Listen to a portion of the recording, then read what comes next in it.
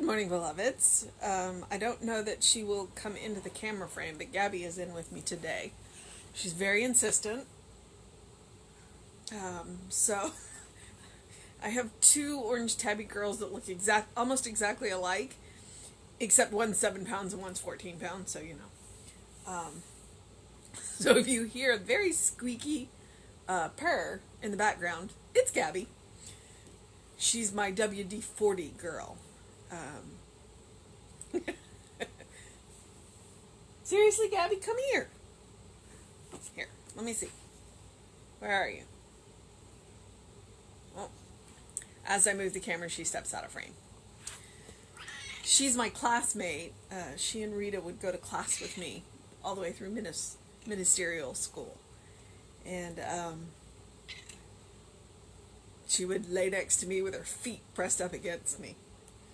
It was funny. And now she's standing on my book, so now I have to get my book out from under her so that we can do the reading today. Gabby, can I have the book, please, baby girl? Come on. Life with Cats. So, she has 2 volumes, Mute and Top of Her Lungs. She has nothing in between. Nothing in between. She is constantly yelling at us. She's a cat that would be all in capitals if, if she could type. All right, it is July 8th. I believe it's Wednesday.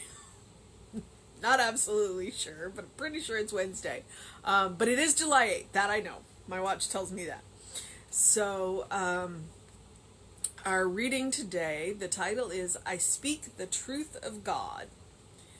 And our Bible quote is,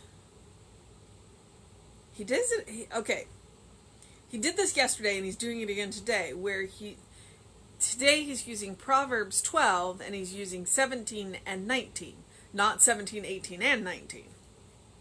So I don't know what the middle little snippet is. But the Bible quote is, He that speaketh truth sheweth forth righteousness. The lip of truth shall be established forever. Kind of hoping that Ernest explains that, because that's weird. Alright. We all wish to speak the truth, but have we realized that every time we make a claim about ourselves that is different from the claim we would make about God, we are falling into the error of denying the divine presence in our experience. God is truth, and truth is God. We also are included in this divine and perfect unity. Therefore, every claim we make about God, the living Spirit, should equally be made about ourselves, because we live and move and have our being in this infinite truth or presence. To say that we are poor or sick or weak or unhappy is to deny God. God is not poor, God is not sick, God is not weak, God is not unhappy.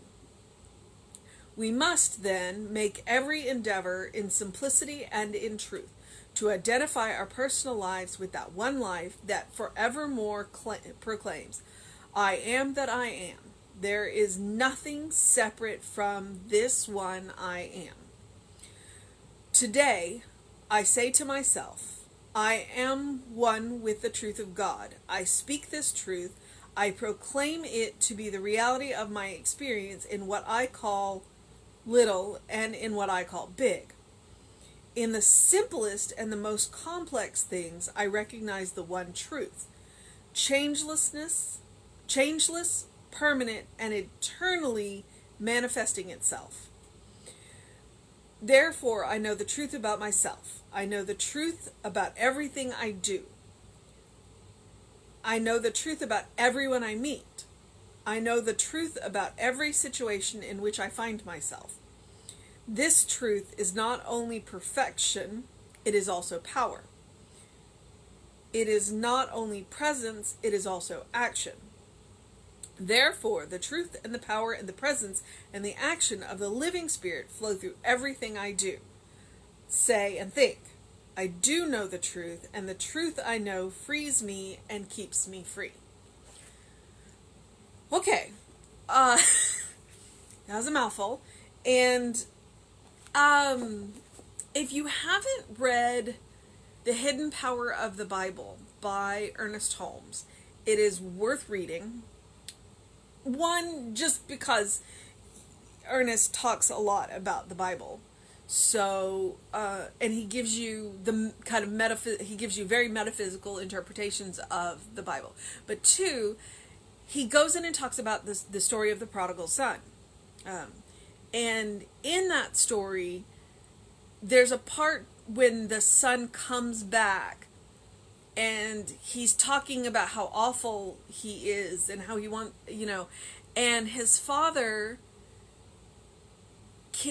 never acknowledges all of these negative things that his son is saying about himself. What he does is he starts talking about the good. And Ernest says it's because God doesn't know the negative, that God doesn't know it. It's not part of God. It's not real.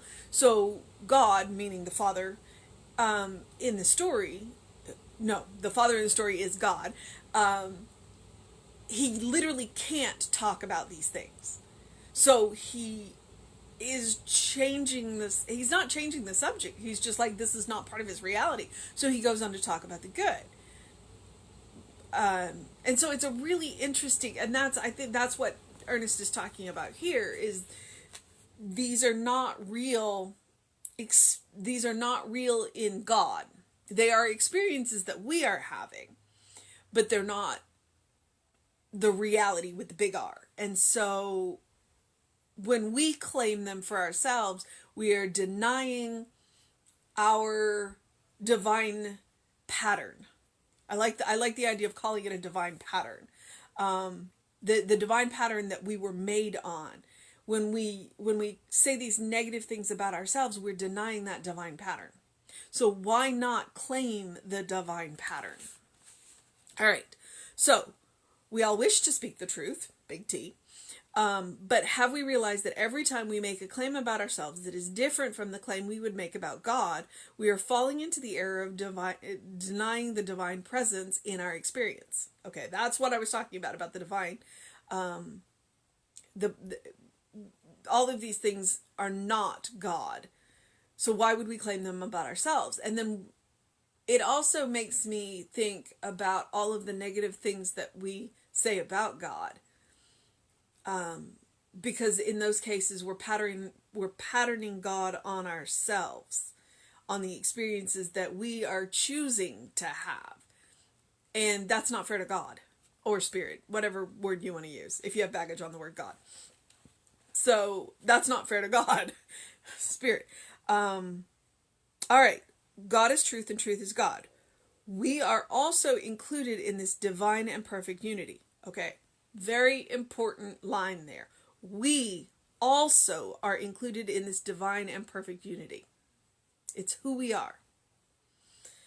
Therefore, every claim we make about God, the living Spirit, should equally be made about ourselves, because we live, move, and have our being in this infinite truth or presence. We're made of God's stuff. There. We're made of God's stuff. So, the claims that we make about God, we can make about ourselves. Why not make the best claims about ourselves? Recognize our divine pattern.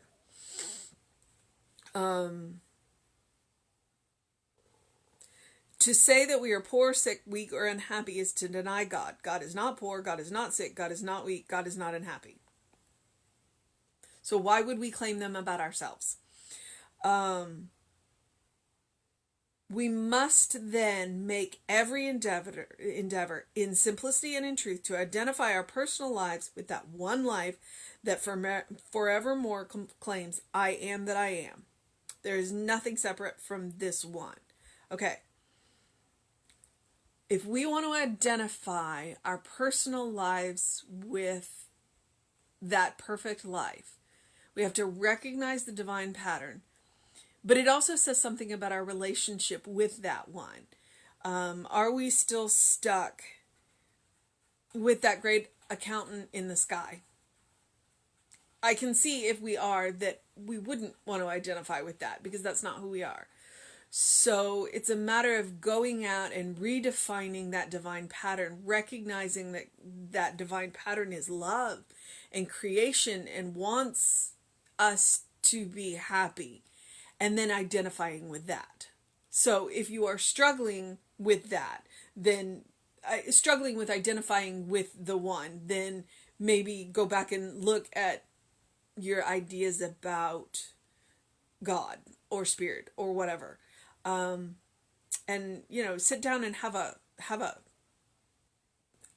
I'm going to say come to Jesus moment with your idea of God. And then once you settle into the perfect I am, the divine I am, it'll be easier to identify with it. It's possible that you have some underlying beliefs that are holding you back there. Or in my case, old habits. Old habits.